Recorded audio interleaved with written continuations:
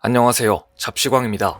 오늘 영상은 사이버 외교사절단 반크의 요청에 의해 제작된 영상입니다.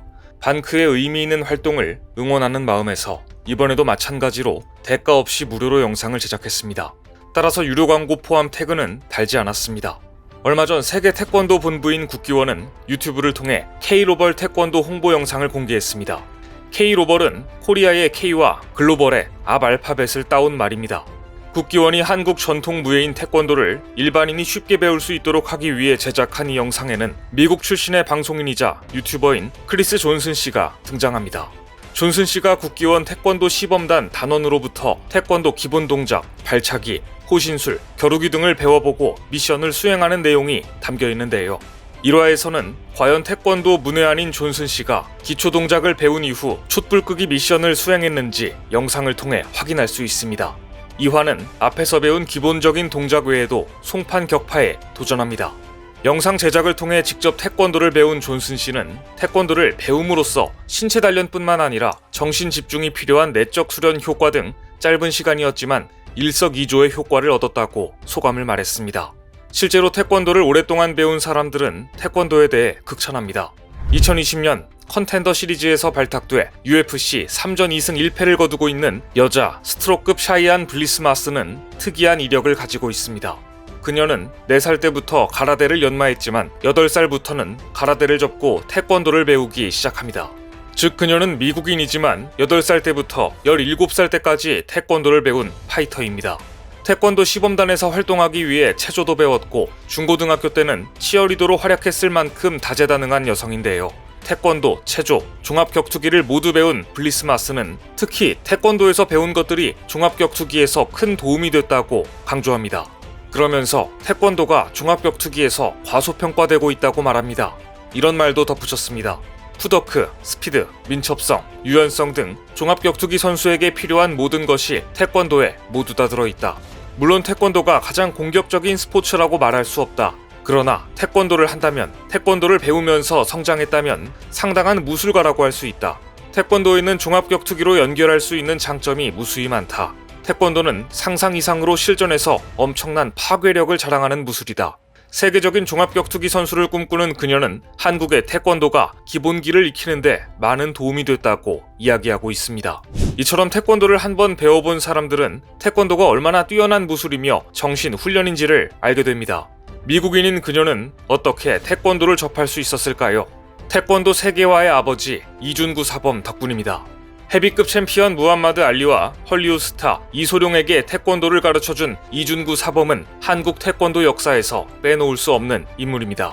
이준구 사범은 1957년 유학생 신분으로 미국으로 건너가 텍사스대 토목공학과를 다니면서 체육관을 열었습니다.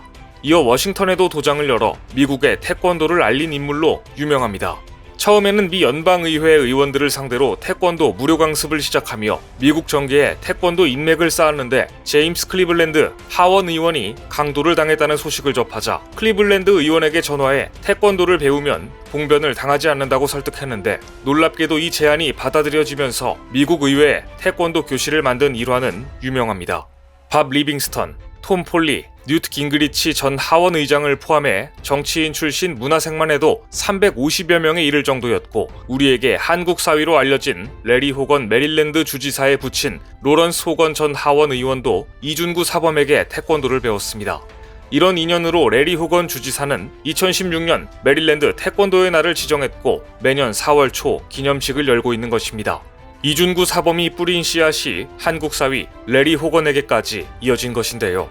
이준구 사범이 워싱턴 DC에 태권도를 전파한 지 40년을 넘긴 지난 2003년 6월 28일 당시 워싱턴 DC 시장은 그의 공로를 인정해 이준구의 날을 선포하기도 했습니다. 안타깝게도 지난 2018년 이준구 사범의 별세 소식이 알려지자 한국 언론들은 이를 일제히 보도했고 미국의 태권도를 알린 이준구 사범의 일생을 다시 한번 조명했습니다. 이준구 사범을 시작으로 수많은 태권도 사범들의 헌신과 열정에 힘입어 현재 우리의 태권도는 올림픽 정식 종목 중 하나로 채택되었고 전 세계에 약 1억 명이 넘는 수련생들이 배우고 있습니다. 전 세계 약 1억 명이 넘는 수련생을 갖게 된 것은 태권도가 무술로서 분명한 경쟁력을 갖고 있다는 증거입니다. 태권도는 비싼 장비가 없이도 누구든지 배울 수 있고 태권도의 우수성을 여러 나라에서 연구하고 증명한 것도 태권도의 세계화에 큰 도움이 됐습니다. 영국 서리대학교 나이트 박사가 이끄는 연구팀은 7에서 11세 초등학생 240명을 대상으로 한 태권도 수업 결과를 미국 심리학회 저널 발달 심리학에 발표했습니다. 조사 결과 태권도 수업을 받은 학생들은 교사 평가에서 더 높은 평가를 받은 것으로 드러났습니다.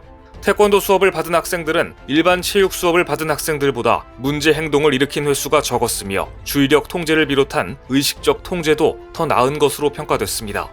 나이트 박사 연구팀은 이 연구가 태권도를 수업에 포함시키는 것이 학생에게 자기 조절력을 가르치고 이를 발휘하도록 돕는다는 점을 보여준다고 평가했습니다. 현재 세계 태권도 연맹에 가입한 국가는 전 세계 210개국입니다. UN 회원국 193개국보다 많고 피파 회원국인 211개국 수와 거의 비슷합니다. 만약 전 세계 초중고등학교 정식 교육과정에 태권도가 교과목이 된다면 전 세계의 한국의 우수성을 알리는 것은 물론 한국인의 정신과 문화가 전 세계에 확산되는 효과를 갖게 됩니다.